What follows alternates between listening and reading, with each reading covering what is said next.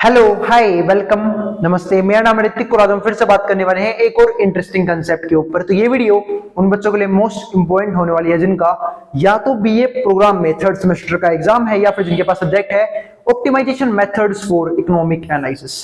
तो चलो फिर शुरू करते हैं एक और इंटरेस्टिंग कंसेप्ट के साथ, जहां पे आज हम बात करने वाले हैं फिर से एक और सवाल शिफ्ट इन इक्विलिब्रियम के ऊपर।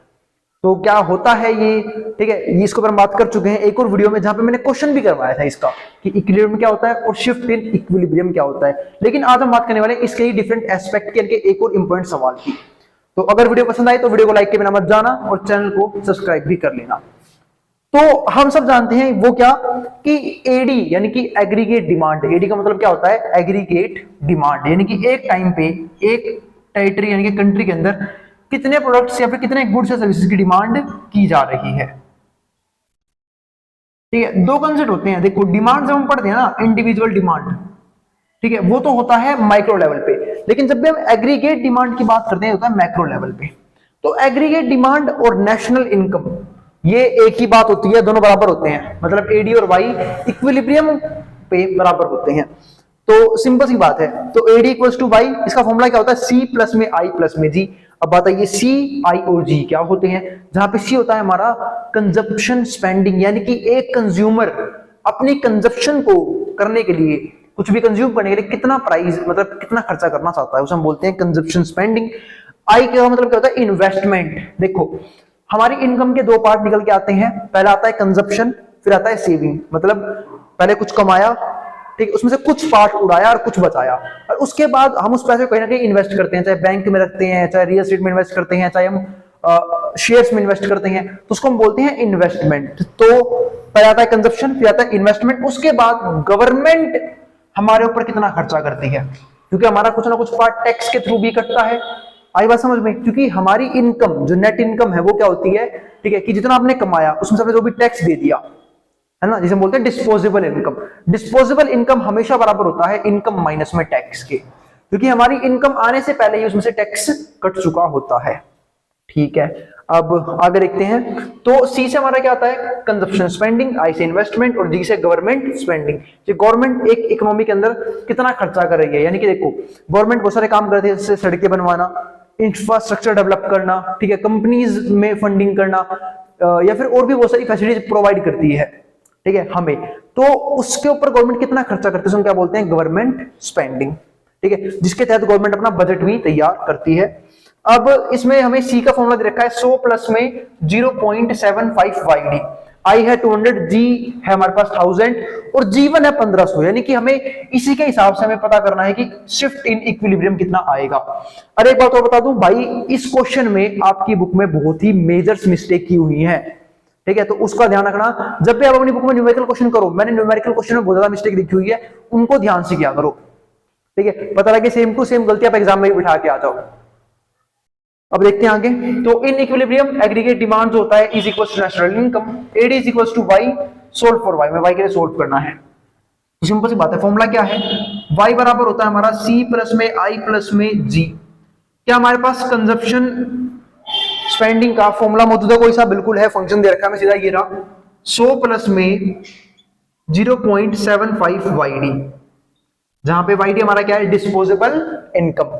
और हमारे पास इन्वेस्टमेंट है, बिल्कुल है 200 रुपए, बहुत ज्यादा इन्वेस्टमेंट करिए गवर्नमेंट, और गवर्नमेंट स्पेंडिंग है 1000 रुपीज। फर्स्ट केस की बात कर रहा हूं मैं यहाँ पे। अब वाई की जगह तो वाई चलता रहेगा हमारे पास। अब 100 है प्लस में 0.75, और मैं जानता हूं डिस्पोजेबल इनकम का अपना ही एक फॉर्मूला होता है जिसको हम बोलते हैं इनकम माइनस टैक्स, है ना, जिसको बोलता हूं वाई माइनस टी, ठीक है। तो इनकम माइनस टैक्स यहाँ पे आ जाएगा वाई माइनस टी, और प्लस में 200 और प्लस में 1000। अब यहाँ पे 100 यूं का यूं, प्लस में 0.75 यूं का यूं, वाई माइनस टैक्स क्या मेरे पास है? बिल्कुल है, टैक्स है 500 रुपए, तो टैक्स आ जाएगा 500, तो वाई माइनस टैक्स आ गया है 500, यहाँ पे हो गया है 200 प्लस में 1000। अब ये 100 यूं का यूं, इसके अंदर मल्टीप्लाई कर दूंगा, जब इसके से करूंगा कितना आएगा? 0.75 वाई, और जब इसके से करूंगा कितना आएगा? देखो 2 जीरो है, सबसे पहले ध्यान रखो जीरो को देख के पॉइंट आगे भाग गया। जैसे मान लो आपको इसकी और इसकी गुणा करनी है, तो 0.75 है, मल्टीप्लाई में क्या है? 500, पॉइंट हटाऊंगा, एक के बाद क्या आएगी 2 जीरो, पॉइंट के बाद जितनी डिजिट है ना हम एक के बाद इसे उतनी जीरो लगाते हैं, 2 जीरो लगा दी। अब इन 2 जीरो से 2 जीरो खत्म हो गई, 5 से कर दूंगा मल्टीप्लाई, 5 पंजे 25 का 5, 2 ये रहा, 5 से 35 और 2 37, 375 हमारा आंसर आ गया, हो जाएगा बस। अब 375 आ गया। अरे अब ये समझ आएगा पॉइंट के जीरोस को देख के पॉइंट आगे भागना शुरू कर देता है, जितनी जीरो हो पॉइंट उतना ही आगे शिफ्ट हो जाएगा। यहाँ पे 2 जीरो थी, पॉइंट 2 कदम आगे शिफ्ट हो गया, फिर काम ही खत्म हो गया पॉइंट का। तो हमारे पास 375 हमारा आंसर आ गया। यहाँ पे माइनस का 375, यहाँ पे है 200 प्लस में 1000, 1000 200 1200, 1200 और 100 कितने हो गए 1300। अब 1300 में से घट गए 375, तो क्या आंसर बचना चाहिए? तो 13 में से गए 375, ये हमारे पास बचेगा 925। तो 925 प्लस में 0.75 y, और यहाँ पे हमारे पास क्या है y चलता आ रहा है पहले से ही। अब देखो ये भी y है, ये भी y का पार्ट है, यहाँ के माइनस का हो जाएगा, तो y में से घट गया 0.75 y, यहाँ पे बच गया 925, y में से घट गया 0.75 y, तो क्या बचेगा 0.25 y, क्योंकि एक y में से घट रहा है 0.75, तो उम्मीद है वो घटाना आता होगा। 1 क्या के 2 जीरो ले लेना, क्योंकि पॉइंट को घटाने के लिए पॉइंट के नीचे पॉइंट लेके आना बहुत जरूरी होता है। 0.75 है, यहाँ पे 2 डिजिट है और मैं एक के बाद में पॉइंट लाके 2 जीरो ले ली, क्योंकि पॉइंट के बाद जोड़ लेने से कोई फर्क नहीं पड़ता। अब यहाँ देखते हैं, बस बशर्ते बात ध्यान रखना आई कोई डिजिट नहीं होनी चाहिए। अब क्या कर लूंगा मैं यहाँ पे, हाँ सोल्व कर लेते हैं। तो यहाँ से कैरी लूंगा, पहले तो 10 बनाऊंगा, 10 में से 5 गए 5, इसने इसको दिया फिर इसने इसको दिया, अभी बच गया 9 में से 2 0.25, इस तरीके से हमारा आंसर आया। ठीक है, और जिन्होंने सीधा कैलकुलेट कर लिया वो भी अच्छी बात है, 0.25 y, ज्यादा खुश होने की जरूरत नहीं है, 925।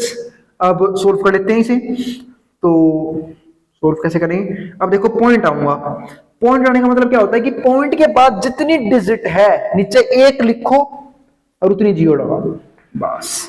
अब 25 के बारे में 100 कितने होता है 4 पे, 4 को वहां भेज दो, y बाई 4 है, 4 डिवाइड में वहां जाएगा मल्टीप्लाई में चला जाएगा, 925 मल्टीप्लाई में 4, 9 चौक 36 यानी कि 3600 और 25 चौक 100 3700 हमारा आंसर आ गया। तो ये हमारे पास आ गया है इनिशियल y, यानी कि पहले लेवल पे, यानी कि फर्स्ट केस में हमारा इनकम क्या था वो हमारे पास आ चुका है 3700। अब सेकंड केस निकाल लेते हैं। सेकंड केस खामखा चीजें रेज कर देता हूं मैं। सेकंड केस देखते हैं इसका, फॉर्मूला सेम रहेगा, y बराबर है c प्लस आई प्लस जी, सब कुछ सेम है, सिर्फ एक चीज बढ़ रही है वो है गवर्नमेंट स्पेंडिंग। अब सी कितना है? अब सिंपल सी बात है, अगर गवर्नमेंट अपना स्पेंडिंग बढ़ाती है तो नेशनल इनकम भी कहीं ना कहीं बढ़ेगा, ग्रोथ हो रही है। क्योंकि देखो एक सिंपल सी बात है, गवर्नमेंट अपना स्पेंडिंग कब बढ़ाया होगा? जब गवर्नमेंट को टैक्स फालतू मिला होगा। गवर्नमेंट टैक्स फालतू कब मिला होगा? जब लोगों ने ज्यादा पैसा कमाया होगा टेरिटरी के अंदर। तो सिंपल सी बात है, इकोनॉमी कहीं ना कहीं ग्रोथ कर रही है तो नेशनल इनकम जरूर बढ़ेगी।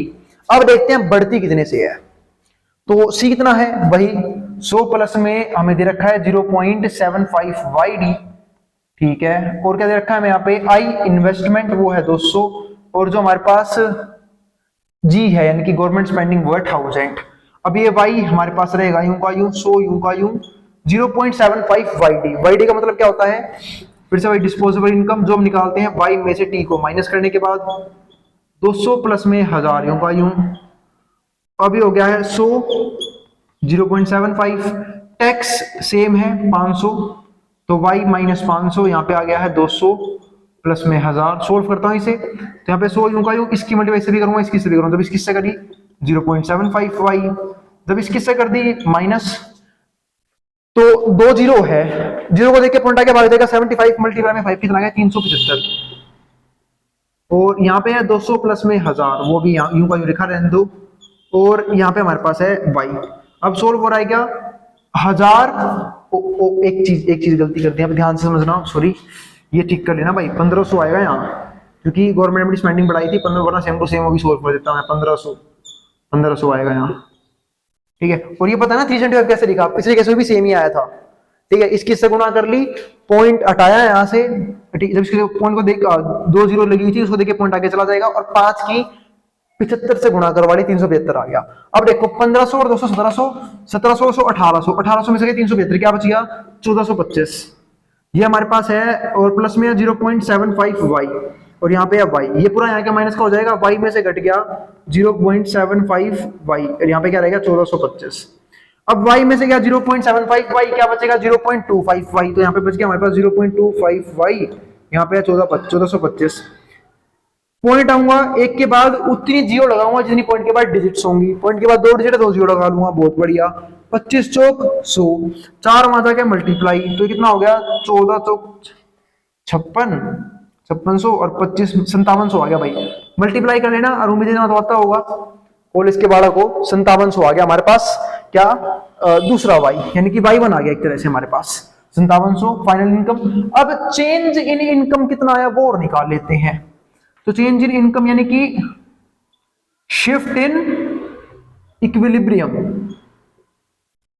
और इसके बाद बस एक वीडियो और बनाई जाएगी, जो वीडियो होगी हमारे किस कंसेप्ट के ऊपर, जैकोबियन डिटरमिनेंट के ऊपर, और साथ साथ हमारा चैप्टर भी क्या हो जाएगा, खत्म हो जाएगा। तो शिफ्ट इन इक्विलिब्रियम निकाल लेते हैं, जो हमारे पास है 5700, जो हमारी बाद में मैंने कहा था पहले से बढ़ेगा ये, और माइनस में 3700, कितना आ गया 2000।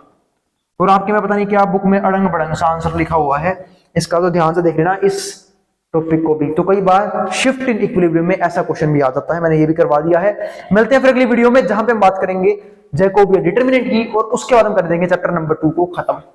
ठीक है, तो उम्मीद है आपको सारे कंसेप्ट क्लियर हो गए होंगे। ठीक है, फिर भी कोई डाउट रह जाए कमेंट बॉक्स खुला हुआ है, वहां पे जाकर कमेंट कर सकते हैं, मैं उस डाउट को रिजोल्व करने की पूरी कोशिश करूंगा। ठीक है, और अगर वीडियो पसंद आई हो तो वीडियो को लाइक के बिना मत जाना, और चैनल को सब्सक्राइब भी कर लेना, और उन ग्रुप्स में शेयर भी कर देना जिन बच्चों का सेम सब्जेक्ट का एग्जाम हो, ताकि उन्हें भी दिक्कत ना हो इस एग्जाम को क्वालिफाई या फिर क्लियर करने में। अब जिसको जो उतारना उतार ले, मैं बोर्ड के सामने से।